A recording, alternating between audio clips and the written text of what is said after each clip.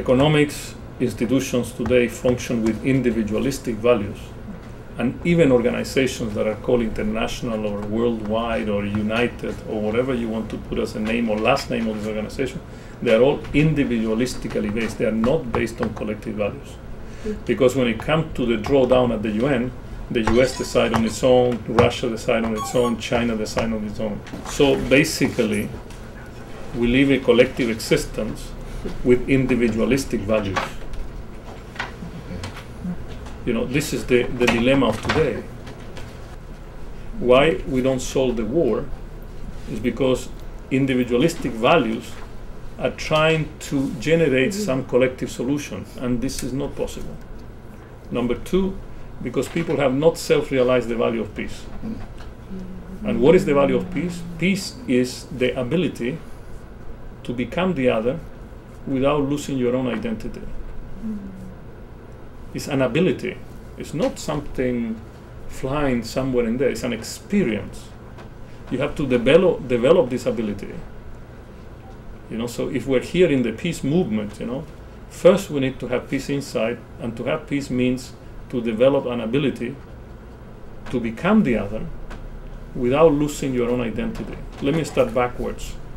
If you have no identity, don't enter into negotiations of peace. Don't enter into peace. Don't advocate peace, because your identity is crucial. While I was told when I was young, my identity was not relevant. You know? So naturally, you couldn't make any contribution. And then if you go back into the sentence, you know, then, you know, you need to become the other. So you need to be a Jew or a Muslim if you're going to do this. But without losing your identity, it's becoming, you know, someone. If you want to fight poverty, you need to become poor without necessarily being poor, you know. I am not against the rich. Fantastic. Bill Gates, great, you know. No problem. But you need to have that ability if you want to be compassionate. This is not an issue of giving. Giving is giving. It's not being compassionate. Compassionate is to become the other without losing your own identity.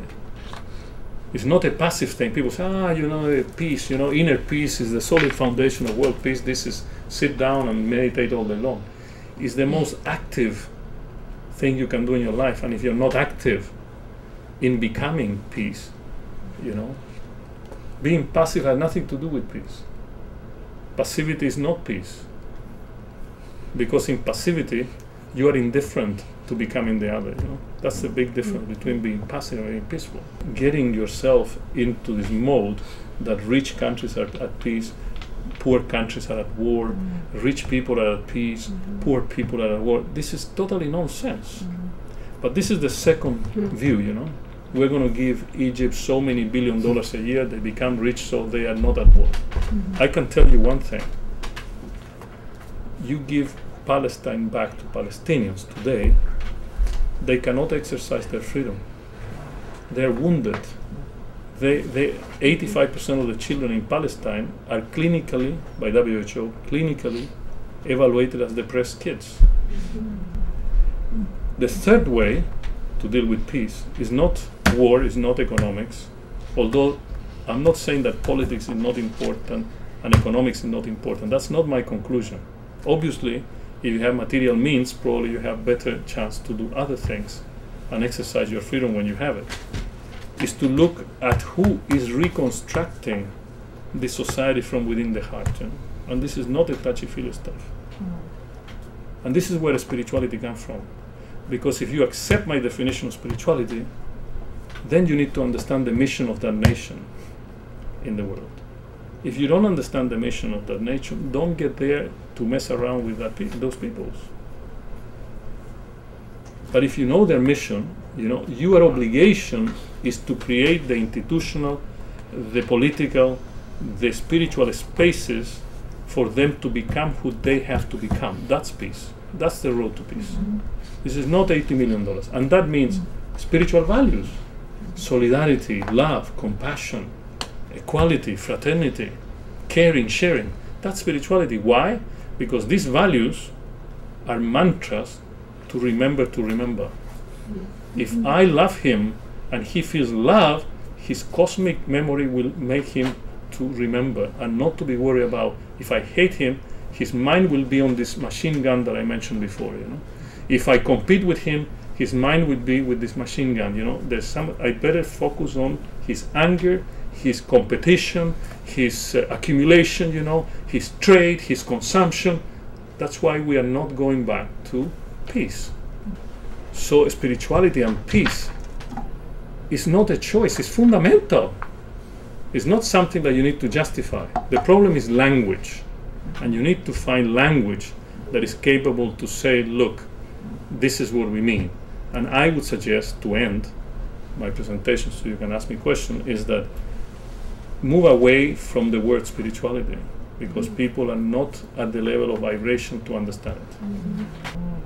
The first step, you need to self-realize peace. Otherwise, you have no authority in the era of Aquarius to convocate or to advocate peace. You see, the era of Pisces, which is finishing now, it was the era of knowledge. So I know, so I act. So we created laboratories, universities, diplomas. If you have a master's degree, you're paid more than a bachelor's degree. You have a doctorate degree, So society creates empowerment behind knowledge. The era of Aquarius has a different rule. So I self-realize, so I act. So I self-realize, so I act. That's why the definition, an ability to become the other, so I self-realize the other, so I act, so I use my identity. So this is the rule of Aquarius. So it's not that knowledge is not important. The point is that without being in the highway of the rule of this era, what are you talking about peace? You have not self-realized peace. Many of the negotiators in the Middle East are angry. I talked to two of them. They're angry. How can they reach peace? They are very angry. So it's not capitalism. I think a war against capitalism is a waste of time. We don't need more wars. We need to create human consciousness. I want to create the condition for her to be an enlightened person. And when she's enlightened, she will be happy. She will know exactly what to do. She will not be with this anxiety to become something. She will not be bombarded by advertising. She will know what to do. So please don't enter into this debate, because it's a wasted debate. I've been in this debate for ages. I was in the revolution in Chile. I was in the streets, about capitalism and so on. And then I realized I don't want to kill anyone. You have to. No, I don't want to. So I got out. But this debate about capitalism and socialism. What is the debate if you're killing people left and right? Yes, sir. What would an enlightened government look like? I have thought about it. Because at one time I wanted to be president of Chile, and I have not relinquished that option yet. And somebody said, how are you going to do it? I said, I will have meditators or people in prayer 24 hours in the palace, in the four corners of the palace. First measure. Second measure, I will announce what are the best paid people in my government. I will not hide it. Number one, the oldest people, the retirees. Secondly, the teachers. Why? Because human capital is essential for enlightenment. But in paying more, I will focus my government on the quality of development, not on the quantity of development.